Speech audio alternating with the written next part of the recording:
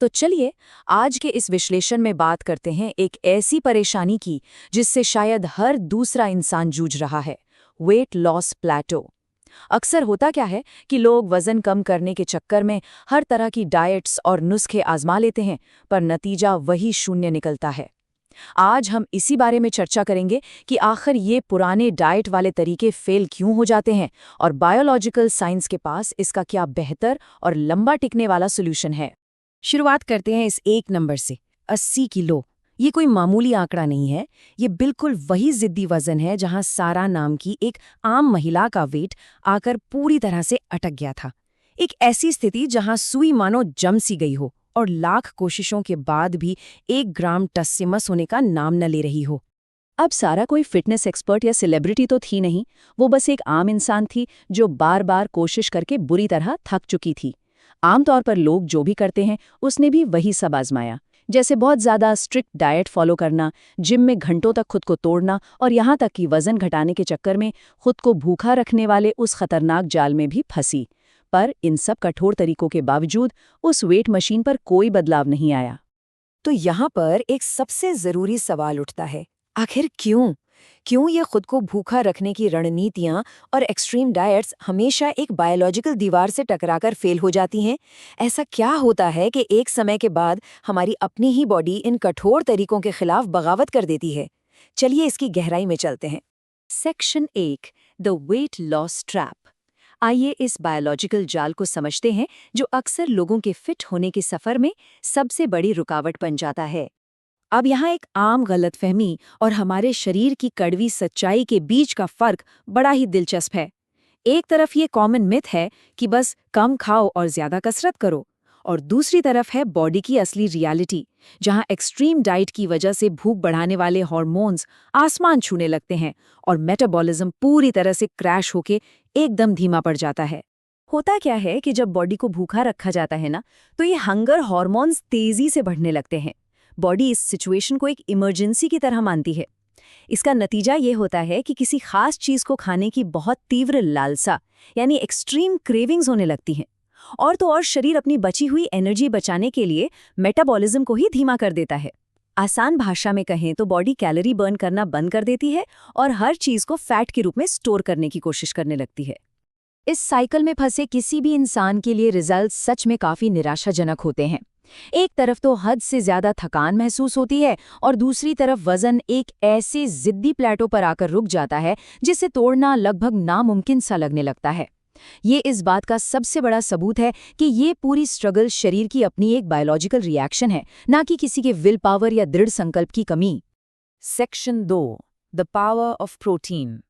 अब वक्त आ गया है इस कम खाने वाले डाइट कल्चर के माइंडसेट से बाहर निकलकर सही और साइंटिफिक तरीके से खाने की आदत डालने का। तो ये अप्रोच एक बिल्कुल नई नींव रखती है, जहां आसानी से मिलने वाले रोजमर्रा के प्रोटीन सोर्सेज को प्रायोरिटी दी जाती है, जैसे कि अंडे, दही, दाल और चिकन। ये सब ऐसी चीजें हैं जो लगभग हर रसोई में आसानी से मिल जाती हैं। इसके लिए किसी महंगी या बहुत फैंसी डाइट की बिल्कुल भी जरूरत नहीं होती। प्रोटीन के ये 3 साइंटिफिकली प्रूवन फायदे सच में किसी जादू से कम नहीं है। पहला, ये पेट को काफी लंबे समय तक भरा हुआ महसूस कराता है। दूसरा, ये अचानक होने वाली क्रेविंग्स को बहुत हद तक कम कर देता है। और तीसरा, जो सबसे कमाल की बात है, ये असल में बॉडी को मजबूर करता है कि वो सिर्फ इस प्रोटीन को पचाने के लिए ही एक्स्ट्रा कैलोरीज बर्न करें। है ना अनोखा?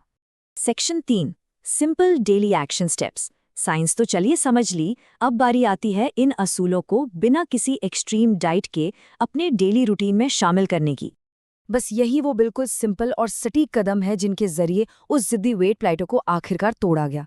हर खाने में कंसिस्टेंसी के साथ प्रोटीन शामिल करना, खुद को भूखा रखने के उस एंडलेस साइकिल को हमेशा के लिए बंद करना, रेगुलरली घर का सादा खाना खाना और रोजाना बस एक हल्की फुल्की वॉक अपने रूटीन में जोड़ना।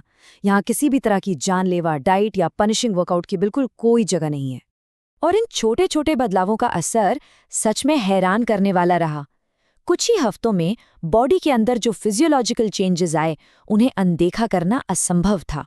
भूख कम होने लगी, दिन भर एनर्जी लेवल हाई रहने लगा और सबसे बड़ी बात, वजन आहिस्ता आहिस्ता ही सही पर लगातार कम होने लगा। आखिरकार वो 80 किलो की जिद्दी रुकावट टूट ही गई। यहाँ इस बात पर ध्यान देना भी जरूरी है कि कुछ केसेस में जहाँ बहुत ज्यादा क्रेविंग्स होती हैं या मेटाबॉलिज्म बहुत ही स्लो होता है, वहाँ नेचुरल सप्लीमेंट्स का सहारा भी लिया जा सकता है। ये इस पूरे सफर में एक सपोर्ट सिस्टम की तरह काम आते हैं। हालांकि ये ध्यान रखना चाहिए कि ये बस एक ऑप्शनल टूल है, कोई ऐसी जादू की छड़ी नहीं जो रातों रात सब कुछ बदल दे। Section 4, the path to success. इस पूरे ट्रांसफॉर्मेशन को देखने के बाद सच्ची और लंबे समय तक टिकने वाली फिटनेस का एक ही मूल मंत्र निकलकर सामने आता है। ये एक कोट इस पूरे विश्लेषण का निचोड़ पेश करता है। वजन कम करना हमेशा कुछ ज्यादा करने के बारे में नहीं होता, बल्कि सही तरीके से करने के बारे में होता है। लॉन्ग टर्म सक्सेस कभी भी अपने शरीर को सख्त पाबंदियों से सजा देने से नहीं मिलती, बल्कि बायोलॉजी के हिसाब से चलने और चीज़ों को साइंटिफिकली सही ढंग से करने पर मिलती है। तो आखिर में ये विश्लेषण एक बहुत ही गहरे और दिलचस्प सवाल के साथ खत्म होता है।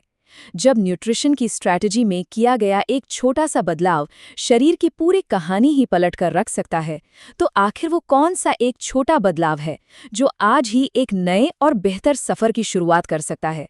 पुरानी डाइट्स को भूलकर आज से सही दिशा में पहला कदम बढ़ाने का समय आ गया है।